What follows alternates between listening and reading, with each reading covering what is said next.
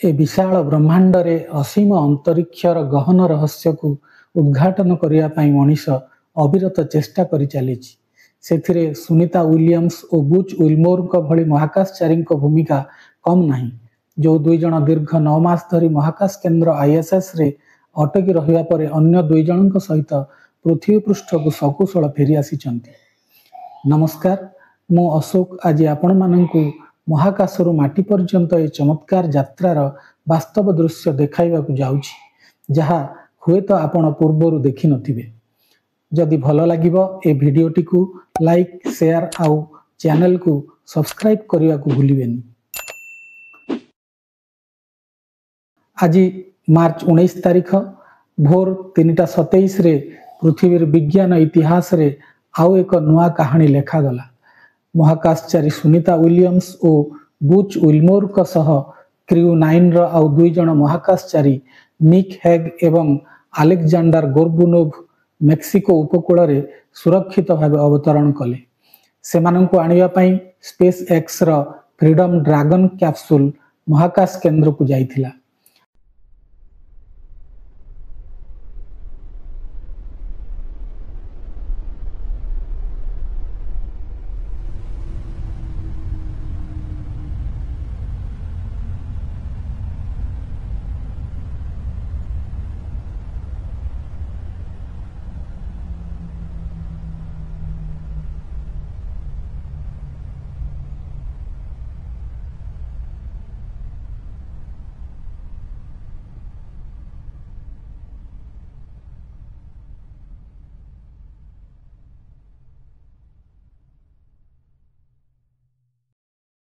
अठर तारीख सकाळ 10:35 रे ड्रैगन कैप्सूल आईएसएस रु अलगा होई आम पृथ्वी अभिमुखे तार यात्रा आरंभ करिथिला।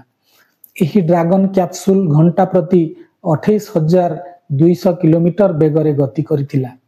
प्राय 17 घंटा यात्रा करिया परे एहा पाराचूट साहाय्य रे मेक्सिको उपकूल रे ओल्हाइछि।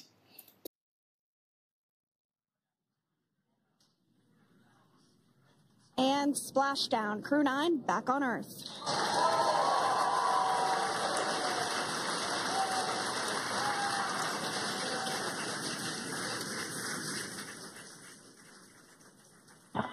And SpaceX Freedom, splashdown.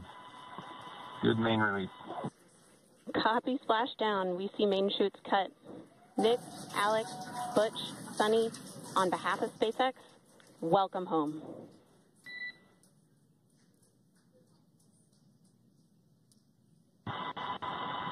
It is an amazing, what a ride. I see a capsule full of grins ear to ear. Capsule को उद्धार करा जाई 4 जन महाकाशचारींकर प्रथमे स्वास्थ्य परीक्षा करा जाईची। खुशीर कथा जे से माने समस्ते सुस्थ अछंती। ड्रैगन कैप्सूल रे जो 4 जन फेरिचंती सेमानंक मध्यरु सुनीता विलियम्स और बुच विल्मोर गत वर्ष जून मासरे बोइंग स्टारलाइनर रे आईएसएस को जाइतिले। एहा बोइंग र प्रथम मानव मिशन थिला। एहार उद्देश्य थिला स्टारलाइनर र कार्यक्षमता परीक्षा करिवा एवं महाकाशचारी मानंकु आईएसएस रे पहुंचाई पुणी पृथ्वी पृष्ठ को फेराई आनिबा। सेमाने गत वर्ष जून 6 रे आईएसएस रे पहुंची थिले एवं मूल योजना अनुसार प्राय 8 दिन परे अर्थात जून मध्य भागरे फेरिबार थिला, किंतु स्टारलाइनर महाकाशयान रे त्रुटि हेतु सेमानंकु दीर्घ 9 मास रहिबाकु पड़िला।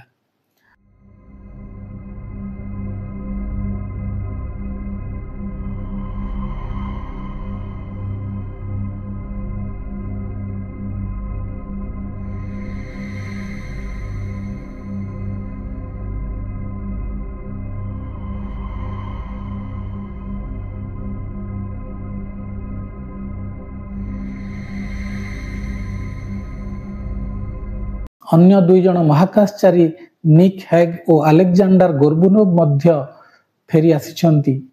सेमाने क्रू 9 मिशन रे गत वर्ष सेप्टेम्बर मासरे आईएसएस को जाइथिले। सुनीता और बुच को विषय रे आसंतु किछि अधिक जानिबा।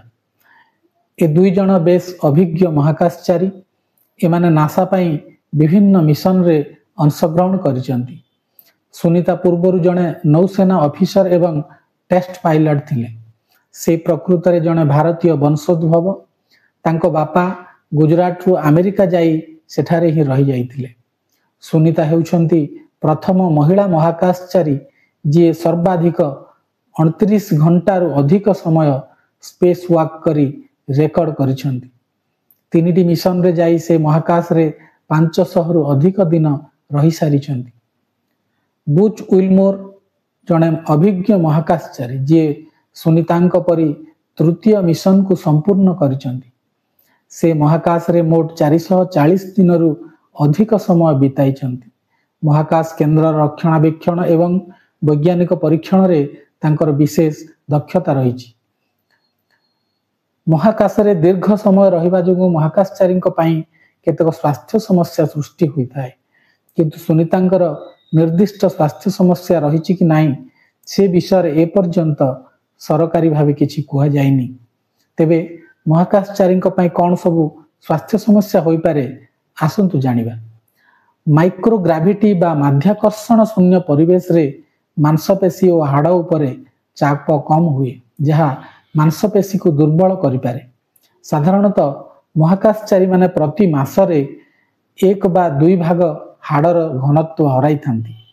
सेहीपरि महाकाश रे तरल पदार्थ मुंड आड़कू गति करे, जहा आखिरे चाप सृष्टि करी दृष्टि शक्ति को प्रभावित करि पारे। किंतु भल कथा जे सुनीता सुस्थ सबल थिबा आमे देखुछु। से आईएसएस रे दिन को प्राय 2 घंटा व्यायाम करुथिबारु बोधे तांको स्वास्थ्य उपरे विशेष खराब प्रभाव पड़ी नाही।